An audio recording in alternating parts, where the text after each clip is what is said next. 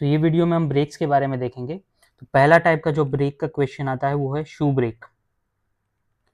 तो यहाँ पे एक हमारे पास ड्रम होता है जिसको हमको स्टॉप करना रहता है। इसका पर्टिकुलर एक आरपीएम रहता है कोई भी डायरेक्शन में, और इसको हमको कम्प्लीटली स्टॉप करना रहता है, मतलब आरपीएम को हम 0 पे लाना रहता है, रोटेशन को। अभी हमारे पास यहाँ पे एक लीवर रहता है, और ये लीवर से यहाँ पे एक शू रहता है जो कि व्हील को फ्रिक्शन की वजह से रोकता है। ऐसा एक शू रहता है, और ये लीवर आर्म रहता है। और ये लीवर आर्म जो रहता है वो ऐसे कहीं पर हिंज रहता है, ऐसे भी हिंज हो सकता है, या फिर इसमें से एक और अनदर लीवर का आर्म रहता है, और उसके बाद यहाँ पे ये हिंज्ड रहता है, यहाँ पे पिन जॉइंट रहता है। तो हम क्या करते हैं, हम दूसरे एंड पे लोड लगाते हैं। तो लोड हम जैसे यहाँ पर ये पी लोड ये डायरेक्शन में लगा रहे हैं, तो क्या होगा कि यहाँ पर ये व्हील रोटेट हो रहा है, यहाँ पे फ्रिक्शन हो रहा है, ये व्हील जो है यहाँ पे शाफ्ट पे पोजीशन रहेगा, तो ये फ्रिक्शन की वजह से रुक जाएगा। अभी इसका अगर हम फ्री बॉडी डायग्राम बनाते हैं, तो पहले अगर हम ड्रम का बनाते हैं, इसको ड्रम बोलते हैं। तो यहाँ ये रोटेट हो रहा है, मान लीजिए ये डायरेक्शन में ये रोटेट हो रहा है, तो इस पे जो फ्रिक्शन लगेगा, फ्रिक्शन फोर्स, पहले लीवर बना देते हैं। ये लीवर है हमारा ऐसे, और ये पॉइंट ओ पॉइंट है जो कि पिन है, और यहाँ पे हम फोर्स लगा रहे हैं पी। तो फ्रिक्शन फोर्स जो इस पे लगेगा वो ये डायरेक्शन में लगेगा, ऑपोजिट टू द रोटेशन। तो ये पॉइंट बोल देते हैं ओ, और यहाँ पर एक फ्रिक्शन फोर्स लग रहा है, तो यहाँ पे एक नॉर्मल फोर्स भी लगेगा। तो ये नॉर्मल फोर्स रहेगा, टाइम्स हम म्यू करेंगे तो फ्रिक्शन फोर्स आ जाएगा। तो F is equal to mu into N. तो म्यू हमको सरफेसिस का दिया रहेगा, जो ये बीच में यहाँ पर म्यू लगेगा वो हमको दिया रहेगा।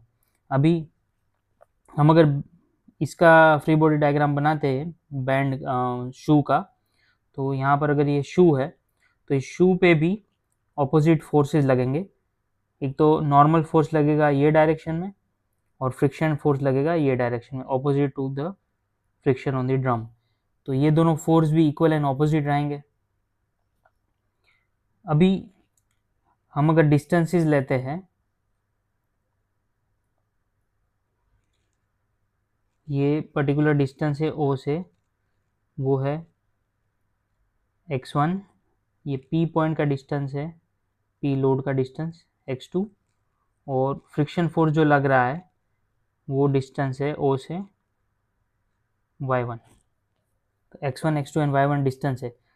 अब हम क्या करेंगे, हम लेंगे equation summation of moment at o, ये वाला पॉइंट है जो इक्वल टू 0, क्योंकि जब ब्रेक लग जाएगा तो everything will be in static.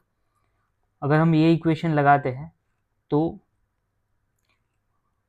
p into x2 ये डायरेक्शन में लगेगा मोमेंट ओ पॉइंट पे, जो नॉर्मल फोर्स है उसका डाउनवर्ड फोर्स डाउनवर्ड डायरेक्शन में लग रहा है, so minus N into x1।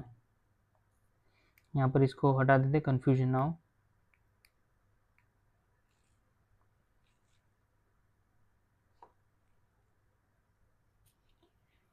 और जो फ्रिक्शन फोर्स का लग रहा है वो लग रहा है p के डायरेक्शन में, means same in p direction, यही डायरेक्शन में ये भी रोटेट कर रहा है। तो plus friction into y1 equal to 0। तो ये हमारे पास इक्वेशन आ गया। यहाँ पर ये n की वैल्यू अगर हम पुट करते हैं, म्यू इंटू n की वैल्यू है वो है f is equal to mu N है। तो f की जगह पर अगर हम पुट करते हैं n की वैल्यू, तो हमको रिलेशन मिल जाएगा म्यू इंटू एन y1।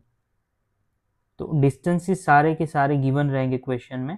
तो x2 x1 एंड y1 दिए रहेंगे, म्यू की वैल्यू दी रहेगी, p की वैल्यू या तो फाइंड करनी है या तो फिर हमको फ्रिक्शन फोर्स फाइंड करना है। तो हमको यहाँ से रिलेशन मिल जाएगा म्यू और n का। उसके बाद हम ये इक्वेशन यूज़ करके फ्रिक्शन फोर्स फाइंड कर सकते हैं। और यहाँ पर अगर हम देखते हैं इसका फ्री बॉडी डायग्राम, तो ये जो है वो रेडियस ऑफ द ड्रम है। तो जो टॉर्क लगेगा वो ऑब्वियसली नॉर्मल फोर्स तो एक्सिस से पास हो रहा है ओ पॉइंट से, तो नॉर्मल फोर्स इंटू 0 हो जाएगा, तो ये फोर्स तो कोई भी कंट्रीब्यूट नहीं करेगा, plus friction force into radius हो जाएगा। तो टॉर्क का सीधा सीधा फ्रिक्शन फोर्स इंटू रेडियस ये रिलेशन आ जाएगा, और अगर हम फ्रिक्शन फोर्स तो लिखेंगे म्यू एन इंटू आर आ जाएगा। तो हम टॉर्क भी यहाँ से फाइंड कर सकते हैं। तो ये कुछ वेरिएशंस है ब्रेक के। जैसे हमको ब्रेक सिंपल ऐसे ही दे दिया जा सकता है, ये एक ड्रम है और ब्रेक है, यहाँ पर ये शू है और यहाँ पर ही ये हिंज्ड है। तो फ्रिक्शन फोर्स के लिए डिस्टेंस सिर्फ शू का हाइट हो जाएगा और यहाँ पर हम ऐसे कोई भी डायरेक्शन में लोड लगा रहे हैं, जो डायरेक्शन हम ड्रम में फ्रिक्शन ज़्यादा रहेगा ये डायरेक्शन रहेगा, यहाँ पर हम लोड लगा रहे हैं। फिर हमको ऐसा भी दिया जा सकता है, एंगल पे यहाँ पे पिंड है और यहाँ पे हम फोर्स लगा रहे हैं, हमारा ड्रम ऐसे है, यहाँ पर शू कनेक्टेड है। तो हमको ये डिस्टेंस दे सकते हैं और एंगल भी दे सकते हैं। फिर हमको वर्टिकल वाई और एक्स डिस्टेंस कैलकुलेट करके हमको निकालना है। तो बेसिकली ये ट्रिग्नोमेट्रिक वाला प्रॉब्लम है और मोमेंट आपको लेना आना चाहिए। तो एकदम सिंपल प्रॉब्लम है, सीधे सीधे मार्क्स 2 मार्क्स में अगर पूरा ऐसा न्यूमेरिकल आया तो 2 मार्क्स में आएगा, अगर सिंपल ऐसा है तो 1 मार्क में। अभी दूसरा टाइप का जो ब्रेक है, हाँ यहाँ पर एक ऐसा कि अगर जैसे यहाँ पे फ्रिक्शन फोर्स था वो पी के डायरेक्शन में था, पी का डायरेक्शन और फ्रिक्शन फोर्स का डायरेक्शन मोमेंट वाइज सेम था, यहाँ पर भी पॉजिटिव है, यहाँ पर भी पॉजिटिव है, मतलब दोनों एंटी क्लॉकवाइज ही घुमा रहे थे, फ्रिक्शन फोर्स और पी फोर्स। तो इसको बोलते हैं सेल्फ एनर्जाइजिंग। सेल्फ एनर्जाइजिंग का मतलब ये होता है कि हम एक बार फोर्स लगाएंगे तो फ्रिक्शन फोर्स की वजह से वो खुद ब खुद ही रुक जाएगा। एक बार हम पी फोर्स अपवर्ड दे देंगे हल्का सा, उसके बाद वो फ्रिक्शन फोर्स जो है बढ़ता जाएगा until the drum comes to stop. तो वो सेल्फ एनर्जाइज कर देगा उसको। तो अगर ऑपोजिट रहता है तो नॉन सेल्फ एनर्जाइजिंग ब्रेक रहेगा वो। अभी जैसे सेकेंड टाइप का ब्रेक है वो है बैंड ब्रेक।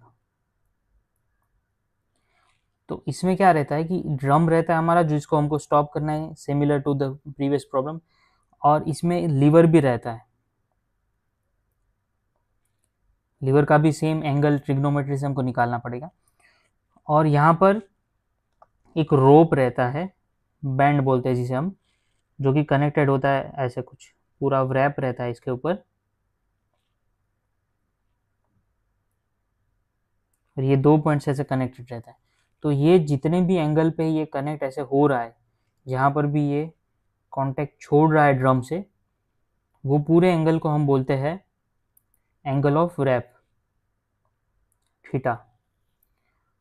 और हमारे पास यहाँ पर हमको एक लोड देना रहता है P, जिसकी वजह से ये जो बैंड है वो कांटेक्ट में फ्रिक्शन आएगा और वो ड्रम को स्टॉप कर देगा। तो ड्रम का कुछ एंगुलर वेलोसिटी रहेगा ओमेगा, जिसको हमको 0 पे लाना है। अभी इसका भी अगर हम फ्री बॉडी डायग्राम बनाते हैं तो ये ड्रम है और ये लीवर है। तो अगर फोर्सेस दिखाते हैं हम तो यहाँ पर ये पिन बना देते हैं और यहाँ पर हम P फोर्स दे रहे हैं।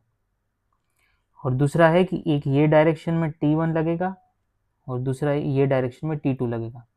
ये फोर्सेस हमेशा अवे फ्रॉम दी सरफेस रहेंगे। तो यहाँ पर भी ये T1 रहेगा, यहाँ पर T2 रहेगा। मतलब हम ये कहना चाह रहे हैं कि ये जो है इसमें T1 है और यहाँ पर जो है वो T2 है। अभी इन दोनों में से जो भी ज़्यादा रहेगा उसको हम ऊपर लिखेंगे। जैसे अगर T1 ज़्यादा है T2 से तो T1/T2 लिखेंगे, which will be equal to e raise to mu theta. Theta जो मैंने बताया एंगल ऑफ रैप है, जहाँ पर ये बेल्ट कांटेक्ट में आता है और जहाँ पे ये कांटेक्ट छोड़ देता है, उस बीच का एंगल है एंगल ऑफ रैप। और म्यू जो है वो फ्रिक्शन कोएफिशिएंट है बैंड के और ड्रम के बीच का।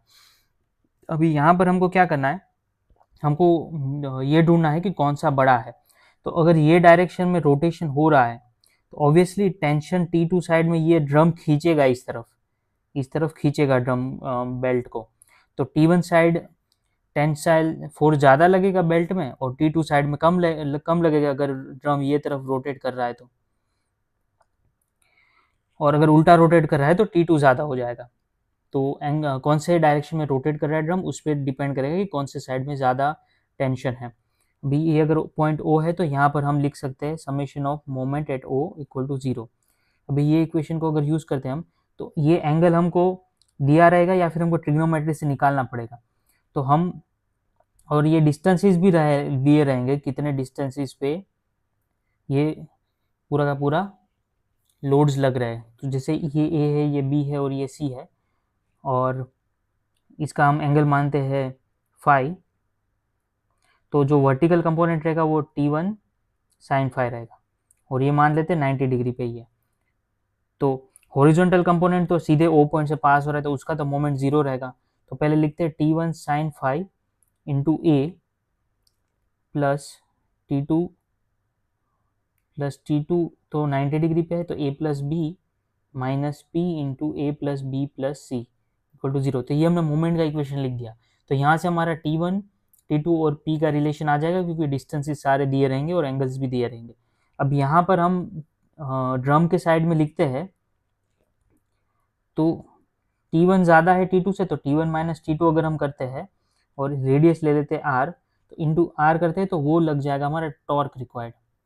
So T1 minus T2 into radius of the drum is equal to torque required, because both side में टेंशन है, तो एक सब्ट्रैक्शन करेंगे और इंटू आर करेंगे, तो टॉर्क कितना लग रहा है ड्रम पे वो हमको मिल जाएगा। तो ये दोनों शू ब्रेक और बैंड ब्रेक के प्रॉब्लम्स एग्जाम में पूछे जाते। तो ये जो पर्टिकुलर टाइप है उसमें भी दो कैटेगरी है, सिंपल बैंड ब्रेक और डिफरेंशियल बैंड ब्रेक।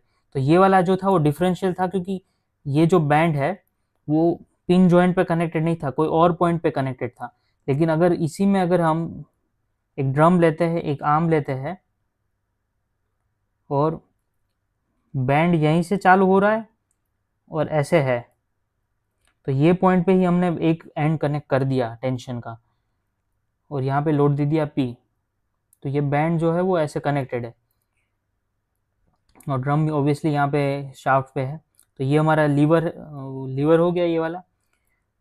तो इस टाइप के बैंड को बोलते हैं सिंपल बैंड ब्रेक। और अगर ये पॉइंट पे कनेक्टेड नहीं है, एक एंड ऑफ द बैंड, ये वाला यहाँ पे कनेक्टेड था, तो इसको बोलते हैं हम डिफरेंशियल बैंड ब्रेक।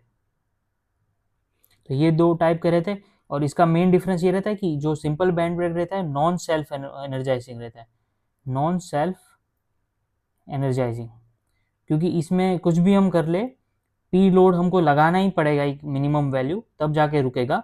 लेकिन डिफरेंशियल बैंड ब्रेक में ये रहता है कि ये differential band break always self energising रहता है, तो हमेशा ये हमको हेल्प करेगा। एक बार हमने पी लोड लगा दिया तो हमेशा ये हमको हेल्प करेगा रोकने में, मतलब हमको कम फोर्स लगाना पड़ेगा रोकने के लिए। तो ये दो टाइप के बैंड ब्रेक थे, इसके सिंपल प्रॉब्लम्स होते हैं, 2 मार्क इजीली आप ले सकते हो गेट एग्जामिनेशन में। So thank you for watching this video and see you in the next video.